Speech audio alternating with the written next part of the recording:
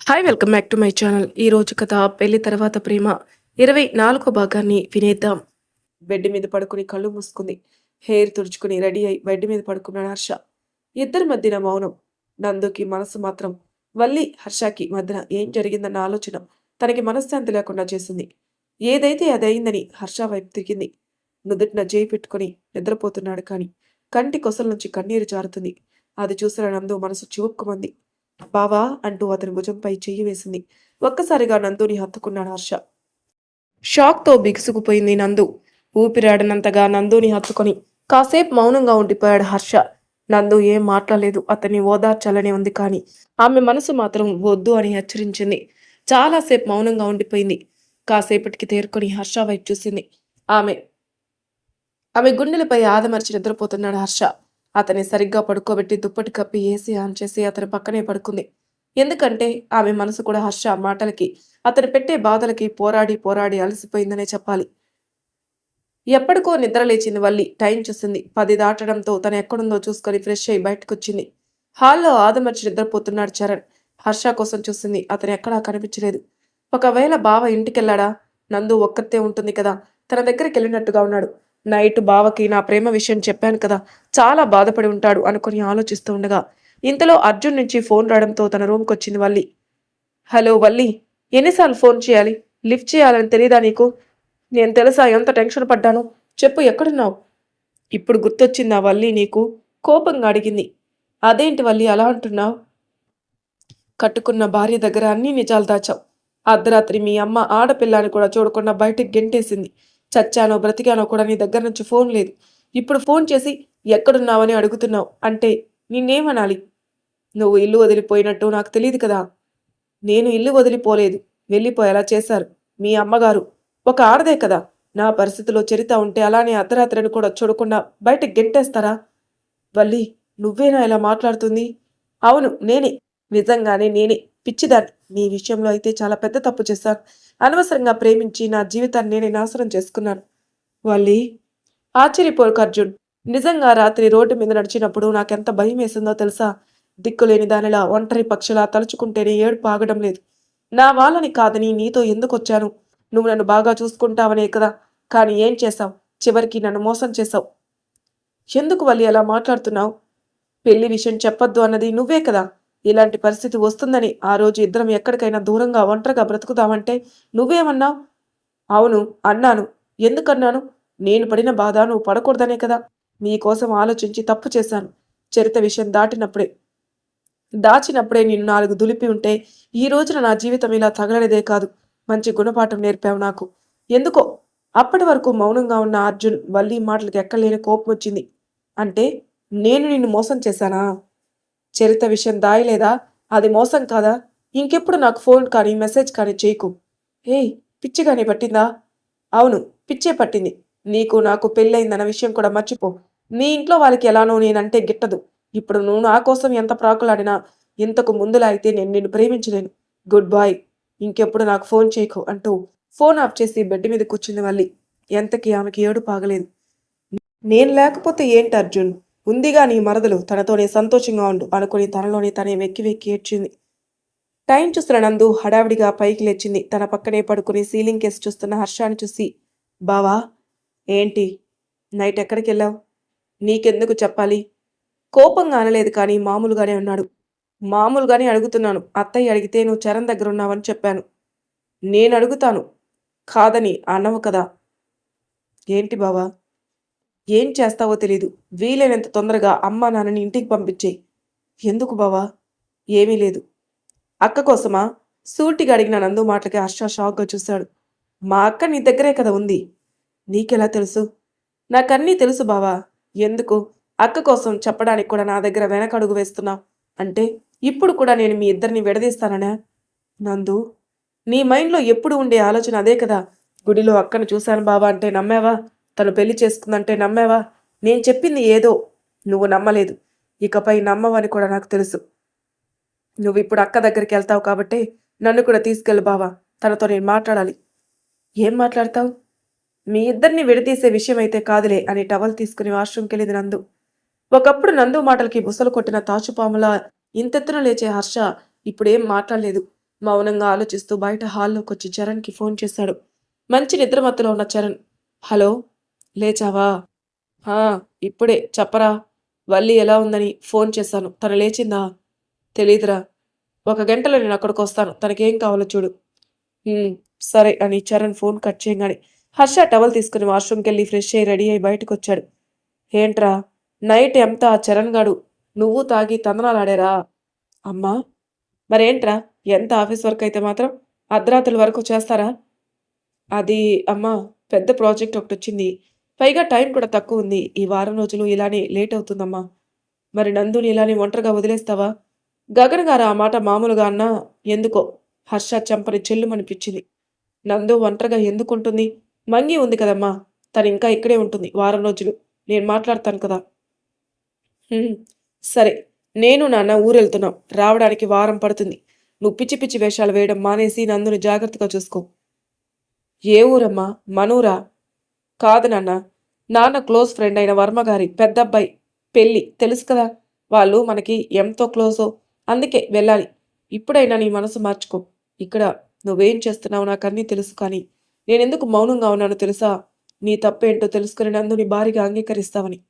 అమ్మా, కొన్ని కొన్ని విషయాలు మీరు చెప్పకపోయినా నాకు తెలుసు హర్ష. నువ్వు పెట్టే టార్చర్‌కి, బాధలకి నందు కాకుండా వేరే అమ్మాయి అయితే నీ మీద పోలీస్ కేస్ పెట్టి జైల్లో పెట్టించేది. అన్నీ మౌనంగా ఓర్చుకుంటుంది కానీ, కనీసం తన కన్న వాళ్ళకి ఫోన్ చేసి తన బాధను పంచుకోవడం లేదు. భూదేవికున్నంత ఓర్పుందిరా. పదే పదే నీ మనసుకి ఈ మాటలు విసుగు రావచ్చు కానీ, బంగారాన్ని వదులుకోకు. మళ్ళీ నీకే కష్టం. ఎందుకు చెప్పిందే 10 సార్లు చెప్తావు వాడికి? మనిషికో మాట, గొడ్డుకో దెబ్బ. వీడు మారడు. పోయిన వల్లి కోసం ఉన్న ఆలోచన కట్టుకున్న భార్య మీద లేదు. నిజంగా ఆ ఆలోచనే ఉంటే నందు ఎందుకు ఇలా ఉంటుంది? బలవంతంగా ఇద్దరిని ముడిపెట్టి తప్పు చేశాం. 10 రోజులు కాదు, 10 సంవత్సరాలున్నా కూడా వీడి మనసు మారదు. వీడి బుద్ధి మారదు. ఎందుకు కన్నానా అనిపిస్తుంది వీని. నాన్నా అన్నాడు. మీ అమ్మ ఏదో చేద్దామని ఇక్కడికొచ్చింది కానీ నీ తీరు, నందు విషయంలో నువ్వు పైకి నటించే కపట ప్రేమ చూసి నిన్ను మార్చలేమని బాగా అర్థమైంది. బిడ్డల జీవితం బాగుండాలని ఏ కన్న తల్లిదండ్రులైనా కోరుకుంటారు కానీ నువ్వు మాత్రం అందరినీ కాదని అక్కర్లేని బంధం కోసం ఆశపడుతున్నావు. అంతా నీ కర్మ అని రవిచంద్ర గారు కోపంగా అనగానే హర్ష ఏం మాట్లాడలేదు. ఆ నందు ఇంకా పిచ్చిదే. నీకోసం తెలిసి కూడా నిన్ను భరిస్తుంది. పద్ధతి మార్చుకో హర్ష. ఇంతకు మించి ఏం చెప్పలేం. పద గగన. కొడుకుని కన్నామనుకున్నాం కానీ ఒక రాయిని కన్నామని ఇప్పుడే అర్థమైంది అని ఇద్దరూ అక్కడి నుంచి వెళ్ళంగానే ఈ మాటలన్నీ విన్న నందు బాధగా చూసి తన అత్త మామయ్యల వైపు చూసి బాధపడింది. ఏంటో ఈ మనిషి కన్న వాళ్ళని కూడా దూరం చేసుకుంటున్నాడు అనుకుని మౌనంగా ముందుకొచ్చింది. టిఫిన్ పెట్టనా? ఆకలిగా లేదు. కారు ఎక్కు. అక్క దగ్గరికే కదా? అవును. తను వేరే అబ్బాయిని పెళ్లి చేసుకుంది కదా? అవును. మరిప్పుడు ఏం చేస్తావు బావా? నందు మాటలకి హర్ష సూటిగా చూశాడు. అంటే? నేను ఏం వెటకారంగా అనడం లేదు. మా అక్క జీవితంలో వేరే అబ్బాయి ఉన్నా పర్వాలేదా అంటున్నాను. ఏంటి ఆటలాడుతున్నావా? ఆటలు ఆడాల్సిన అవసరం నాకేంటి బావా? ఇప్పుడు మా అక్క విషయంలో నువ్వేం చేయాలనుకుంటున్నావో అదే అడుగుతున్నాను. అంతేకాని వెటకారంగా అనడం లేదు. నా జీవితంలో ఎలాంటి నిర్ణయాలు తీసుకోవాలో నాకు బాగా తెలుసు. అందుకేనా అత్తయ్య, మామయ్యని దూరం చేసుకున్నావు? ఈసారి నందు మాట హర్ష మనసుని గుణపంలా పుడిచింది. ఏంటే, నా పరిస్థితిని చూసి నవ్వులాటగా ఉందా? ఎప్పుడు లేనిది నాతో ఇలా మాట్లాడుతున్నావు? నా మాటలు నీకు నవ్వులాటగా అనిపిస్తే నేనేం చేయలేను కానీ ఒక్కటి, ఎలాంటి పరిస్థితుల్లో అయినా సరైన నిర్ణయం తీసుకోవటం నీకైతే రాదు అని నందు అనగానే హర్షకి ఎక్కలేని కోపం వచ్చింది. నా పరిస్థితి ఎటూ కాకుండా ఉందని మాటలతో దిప్పి పొడుస్తున్నావా? నేనెందుకు తిప్పి పొడుస్తాను? ఉన్న మాటే కదా అన్నాను. సరే, నీ గుండెల మీద చెయ్యి వేసుకొని చెప్పు. ఇప్పుడు నీ పయనం ఎటువైపు? సూటిగా అడిగింది నందు. ఆ మాటకి హర్ష ఏం మాట్లాడలేదు. ఎందుకు బావా సైలెంట్ అయిపోయావు? మాట్లాడు అంది. కోపం రప్పించుకున్నందు. నీకిష్టమైతే ఏం మాట్లాడకుండా నాతో రా, లేదంటే ఇక్కడే తగలడు అంటూ కోపంగా కారు కీస్ తీసుకుని బయటికెళ్ళాడు. తనలోనే తాను హర్ష ప్రవర్తనకి నవ్వుకుని బయటకొచ్చి కారు ఎక్కింది. అంతే, ట్రైన్ కంటే వేగంగా కారు పోనిచ్చాడు హర్ష. బావా, నా మీద కోపం డ్రైవింగ్ మీద చూపించుకు. జీవితాంతం అక్కతో కలిసి ఉండాలని అనుకుంటున్నావు. నువ్వు ఇలానే కోపంగా ఉంటే ఇద్దరం పైకి పోతాం. పోతేనే నయం. ఎందుకు సుఖం లేని జీవితం అన్నాడు. అది నువ్వు చేసుకున్నదే బావా. ఇప్పటికే సగం చచ్చున్నాను. నీ మాటలతో ఇంకా నన్ను చంపేయకు. ప్లీజ్, నీకు దండం పెడతాను అని హర్ష అనగానే నందు ఇంకా ఏం మాట్లాడలేదు. అర్జున్తో ఫోన్ మాట్లాడి కట్ చేసి వల్లి ఏడుస్తూ బెడ్ మీద కూర్చుంది. వల్లి, వల్లి అంటూ చరణ్ డోర్ కొట్టేసరికి డోర్ ఓపెన్ చేసింది. టిఫిన్ తెచ్చాను వల్లి, రండి బయటికి టిఫిన్ చేసి కాఫీ తాగుదురు. నాకు ఆకలిగా లేదండి అంది. మీరు తినకపోతే హర్ష మళ్ళీ బాధపడతాడు, ప్లీజ్ బయటికి రండి అని చరణ్ అనగానే వల్లి తప్పక బయటకొచ్చింది. హర్ష, బావా ఎక్కడా? వస్తున్నాడు వల్లి అని సోఫాలో కూర్చున్నాడు చరణ్. కార్ పార్క్ చేసి లోపలికొచ్చారు నందు, హర్ష. అప్పుడే బయటకొచ్చిన వల్లి నందు, హర్షాలను చూసి షాక్ అయింది. అక్కా, నందు, నువ్వేంటిక్కడ? ఏ అక్క? ఎక్కడైతే ఫ్యామిలీ వాళ్ళకి నీ కోసం చెప్తానని మళ్ళీ పారిపోతావా? నందు, ఏ అక్క? ఇప్పుడు కూడా పారిపోతావా? నందు అంటూ ఏడుస్తూ హత్తుకుంది. ఎందుకక్కా ఏడుస్తావు? నీ పిరికితనం స్వార్థమై ఈ రోజున నిన్ను ఈ పరిస్థితిలో నిలబెట్టింది. నందు మాటలకి హర్ష కోపంగా చూశాడు. నువ్వు కూడా ఇలా మాట్లాడతావేంటి నందు? ఏడుస్తూ అడిగింది వల్లి. నా మాటల తర్వాత అక్క, ముందు ఇలా కూర్చో అని వల్లిని పక్కన కూర్చోబెట్టుకొని డైనింగ్ టేబుల్ మీద ఉన్న టిఫిన్ తీసుకొచ్చి తినక్క. ఆకలిగా లేదు నందు. బాధని, జరిగిన గతాన్ని ఆకలి ఉండదు, నిద్ర ఉండదు. కానీ ముందున్న భవిష్యత్తు కోసం ఆలోచించడం మొదలు పెడితే ఆకలేంటి, జీవితం కోసం ముందు అడుగులు వేస్తావు అని బలవంతంగా వల్లి నోట్లో ఇడ్లీ ముక్క పెట్టి హర్ష వైపు చూసింది. అప్పటికే హర్ష నందునే చూస్తున్నాడు. అసలు ఏంటిది, ఎప్పుడు చూసినా పెద్ద పెద్ద మాటలు మాట్లాడుతుంది అనుకున్నాడు. ఇంక చాలు నందు. సరే అక్క, కాఫీ తాగు అని టిఫిన్ ఇంకా ఉండడంతో ఒక ప్లేట్లో పెట్టి హర్ష దగ్గరకు వచ్చింది. తిను. ఈ రోజు నుంచి నా మీద అరవడానికైనా నీకు శక్తి ఉండాలి కదా. ఎవరికీ వినిపించకుండా మెల్లగానేసరికి హర్ష చురుగ్గా చూశాడు. తిను బావా. హర్ష చేతిలో ప్లేటు పెట్టి చరణ్కి కాఫీ ఇచ్చి వల్లి పక్కన కూర్చుంది. చెప్పక్క, అసలేం జరిగింది? ప్రేమించాను, పెళ్లి చేసుకున్నానన్నావు కదా, మరెందుకు సడన్గా రోడ్డు మీద పడ్డావు? మోసపోయాక రోడ్డు మీదనే కదా పడతాం. ఏం మోసపోయావు? అతని చేతుల్లో మోసపోయావా, లేదంటే వేరే ఏదైనా విషయంలో మోసపోయావా? నాకు కొంచెం అర్థమయ్యేలా చెప్పక్క. అది అంటూ జరిగిన విషయాలని చెప్పి ఇంతలా మోసం చేస్తాడని అస్సలు అనుకోలేదని వల్లి అనగాని నందు, చరణ్, హర్ష ముఖముఖాలు చూసుకుని గట్టిగా నవ్వింది. నందు ఎందుకు నవ్వుతుందో అర్థం కాక ముగ్గురు ఆశ్చర్యంగా చూశారు. పిచ్చిగాని పట్టిందా? ఎందుకలా నవ్వుతున్నావు? కోపంగా అరిచాడు హర్ష. మరి లేకపోతే ఏంటి బావా? నువ్వు అక్క బుర్ర తక్కువ పనులు చేసి బాధపడతారు.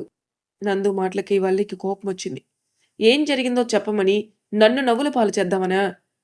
నిన్నెందుకు నవ్వుల పాలు చేస్తానక్కా? అసలు నవ్వుల పాలు నీకు నువ్వే చేసుకున్నావు. నందు, మీ అక్క అసలే బాధలో ఉంది. ఎందుకు పుండు మీద కారం జల్లేలా మాట్లాడతావు? నువ్వు ఆగు బావా అంటూ వల్లి వైపు చూసి, తప్పంతా బావగారిది అంటున్నావు. మరి నువ్వు తప్పు చేయలేదా అక్కా? ఏంటి? చరిత విషయం తప్పితే మీ ఆయన విషయంలో నాకు ఏ తప్పు కనిపించడం లేదు. అసలు తప్పంతా నీదే. నందు, అవును. ఆయనైతే ఇంట్లో అందరినీ నీ విషయం చెప్పాలనే చూస్తాడు. మోసం చేసేవాడే అయితే చరిత అనే అమ్మాయిని లవ్ చేయాలి కదా, కానీ అతను చేయలేదు. ఆ అమ్మాయే చేసింది. నీకు చెప్పాడు కదా. చెప్పకుండా దాస్తే మోసం చేసినట్టు అవుతుంది, కానీ చెబితే మోసం చేసినట్టు ఎలా అవుతుంది? నైట్ నువ్వు ఒంటరిగా రోడ్డు మీదకొచ్చినప్పుడు మీ ఆయన నిన్ను పట్టించుకోలేదంటున్నావు సరే. అసలు ఆయనకి తెలుసా నిన్నింటి నుంచి బయటికి గెంటేశారని? నందు, చెప్పక్క. ఏమో నాకు తెలీదు. నిజ నిజాలేంటో తెలియకుండా తొందరపడి నోరు జారకూడదక్క. సరే, నిన్ను బయటికి గెంటేశారు. జరిగిందేదో జరిగింది. ఇప్పుడేం చేద్దామని? మౌనంగా ఉంది. ఏంటక్క మౌనంగా ఉన్నావు? చెప్పు, ఏం చేద్దామని? ఏముంది, అంతా అయిపోయింది కదా. అయిపోయింది అంటే? తనతో చెప్పేశాను. ఇంకా నీకు నాకు ఎటువంటి సంబంధం లేదని. వల్లి మాట పూర్తి కాకుండానే చాచిపెట్టి ఒకటిచ్చింది నందు. ఊహించని చర్యకి అందరూ షాక్గా చూశారు. నందు అంటూ కోపంగా అరిచాడు హర్ష. నువ్వు ఆగు బావా. ఇది నాకు మా అక్కకి మధ్యన జరుగుతున్న విషయం. నువ్వు కలుగు చేసుకోకు అని ముక్కుసూటిగా నందు చెప్పేసరికి హర్ష కోపంగా చూశాడు. తెగదెంపులు చేసుకున్నప్పుడు ఆయన కట్టిన పసుపు తాడు నీకు గుర్తుకు రాలేదక్క? పెళ్ళంటే నీకు ఆటలుగా ఉందా? ఇలానే ఇంకొకరు నీ జీవితంలోకి వస్తారు. వాళ్ళతో గొడవైతే ఇలానే అలిగి నీకు నాకు సంబంధం లేదని అంటావా? కొంచెమైనా బుద్ధుందా నీకు? ఇటు కన్నవాళ్ళకి దూరం అయ్యావు, కట్టుకున్న వాడికి దూరం అయ్యావు. అందరినీ దూరం చేసుకుని ఏం సాధిద్దామని, ఎలా బ్రతుకుతామని? చివరికి ఇంత జరిగినా, గొడవ జరిగినా కూడా నీకు అమ్మా నాన్న గుర్తుకు రాలేదక్క? నందు మాట్లాడే ప్రతి మాటలకి వల్లి చెంప పగులుతుందనే చెప్పాలి. ఏంటి చెప్పు, ఇప్పుడు కూడా నీకు అమ్మా నాన్న గుర్తుకు రావడం లేదా? గుర్తుకు రాకుండా ఎలా ఉంటారే? మరి గుర్తొస్తే నువ్వెందుకు ఇలా ఉన్నావు? మీ అత్తగారు అర్ధరాత్రిని చూడకుండా బయటికి గెంటేసిందని కోపంగా పట్టుదలగా ఉన్నావే, మరి ఆ రోజున ప్రేమించిన వాడి కోసం అర్ధరాత్రిని కూడా చూడకుండా ఒక్కదానివి వెళ్ళిపోయావు కదా, అప్పుడు నీకు భయం వేయలేదా అక్క? చరణ్ నందు వైపు గర్వంగా చూశాడు. చిన్నదానమైన బుద్ధొచ్చేలా భలే మాట్లాడుతున్నావు నందు. మీ అక్కకి పెట్టిన గెడ్డే వీడి కూడా కొంచెం పెట్టు బాగుంటుంది అనుకున్నాడు. ఎందుకు నీ మాటలతో నన్ను ఇంకా బాధ పెడుతున్నావు? తప్పు చేసినప్పుడు లేని బాధ ఇప్పుడెందుకక్కా? నా మాటలకి ఎందుకు రాదు? వస్తుంది కోపం. ముక్కుసూటిగా మాట్లాడితే ఎవరికైనా కోపమొస్తుంది. ఇప్పుడు నన్నేం చేయమంటావు నందు? నన్నడుగుతావేంటక్కా? నీ జీవితం నీ నిర్ణయం. నువ్వు చేసిన తప్పేంటో చెప్పాను. అంతేకాని నీ జీవితాన్ని సరిదిద్దుకోవాల్సిన బాధ్యత నీది, నాది కాదు. నందు, నువ్వేనా ఇలా మాట్లాడుతుంది? అవునక్క, నేనే. లేచిపోయినప్పుడు నా నిర్ణయం తీసుకొని వెళ్ళావా? ప్రేమించిన వాడి చేత 3 ముళ్ళు వేయించుకున్నప్పుడు నన్నడిగి వేయించుకున్నావా? నీ జీవితం ఏంటో నువ్వు చూసుకున్నావు కాబట్టే ఇప్పుడు కూడా నిర్ణయం నీదే. కానీ చిన్నదానిగా నాదొక సలహా. ఏదైనా నిర్ణయం తీసుకున్నప్పుడు నీ వెనక ఒక కుటుంబం ఉందని మర్చిపోకు. జాగ్రత్త. భయపడకు. నువ్వు బావ దగ్గరున్నావని నేను అత్తమ్మకి, అమ్మ, నాన్నకి చెప్పను. కానీ నీకోసం కుటుంబం ఎప్పుడు ఎదురు చూస్తూనే ఉంటుంది. వస్తానక్క అని హర్ష వైపు చూసింది. నందు మాటలకి ఎవరికీ నోట మాట రాలేదు. ఆమె ఏం మాట్లాడినా గిట్టని హర్ష కూడా మౌనంగా ఉండిపోయాడు. బావా, ఒకసారి బయటకొస్తావా అని హర్ష సమాధానం కోసం చూడకుండా వడివడిగా బయటకొచ్చింది నందు. రేయ్, పిలుస్తుంది కదా వెళ్ళు అని చరణ్ అనగానే హర్ష బయటకొచ్చాడు. పెళ్ళై సంవత్సరం కూడా కాలేదు. పట్టుమని నాతో ఒక్కరోజు కూడా నువ్వు నాతో ప్రేమగా మాట్లాడలేదు. నీ మాటకి ఎప్పుడు నేను ఎదురు చెప్పలేదు. కోపంలో కొట్టాను. అదైతే నేను మర్చిపోలేదు. కారణం లేకుండా ఏ రోజు నీ మీద కోప్పడలేదు. ఇప్పుడు ఇవన్నీ ఎందుకు చెప్తున్నాను అంటే, మా అక్క కనిపించగానే నువ్వు అన్నావు కదా, నీ దారి నీది, నా దారి నాదని. అందుకే చెప్తున్నాను అంది. ఇకపై నందు నీ భార్య కాదు. నా పేరు నందిత. హర్షవర్ధన్ కూడా కాదు. నా పేరు నందిత అంతే. ఇకపై నీకు నాకు ఎటువంటి సంబంధం లేదు. నీ భార్య స్థానం నుంచి నేను తప్పుకుంటున్నాను. అంతేకాదు, నాకు హాస్టల్ దొరికే వరకు కొన్ని రోజులు నీ దగ్గరే ఉంటాను. ఫ్రీగా ఏం ఉండనులే. నెలకి డబ్బులిచ్చేస్తాను. అంతేకాదు, అక్కనైతే వదల్లేను. ఎందుకంటే ఎంత కాదన్నా తోడబుట్టింది. తన మంచి చెడ్డ నేనే చూసుకోవాలి. ఎందుకంటే అమ్మా నాన్న దాన్ని క్షమించరు, నాకు తెలుసు. చివరికి నువ్వు కోరుకున్న అమ్మాయి నీ జీవితంలోకి వచ్చింది. కంగ్రాట్స్ బావా. ఇంకా ఏమన్నా చెప్పాలా? నాకు తెలిసి అన్నీ మాట్లాడేశాను. వెళ్తాను, నా కాలేజీకి టైం అవుతుంది అని హర్ష వెనకే ఉన్న చరణ్ వైపు చూసింది. అన్నయ్య, పదరా నేను డ్రాప్ చేస్తాను అని కంట్లో తడి తుడుచుకుని కార్ స్టార్ట్ చేశాడు చరణ్. చరణ్, అక్క జాగ్రత్త బావా. ఇక్కడే ఉండేదాన్ని, కానీ దానికి తెలియాలి కదా ఎంత తప్పు చేస్తుందో. ఉంటాను అని నవ్వుతూ కారెక్కింది నందు. ఆమె మాట్లాడిన మాటలకి హర్ష సిరల అలానే ఉండిపోయాడు. మరి తర్వాయి భాగంలో ఏం జరుగుతున్న స్టెప్స్ తెలుసుకుందాం. అంతవరకు నా ఛానల్ సబ్స్క్రైబ్ చేయని వాళ్ళు ప్లీజ్ సబ్స్క్రైబ్ చేసుకో, లైక్ చేసి షేర్ చేయండి. మీ అభిప్రాయాలు నా కామెంట్ రూపంలో తెలియచేయండి. Thank you for listening.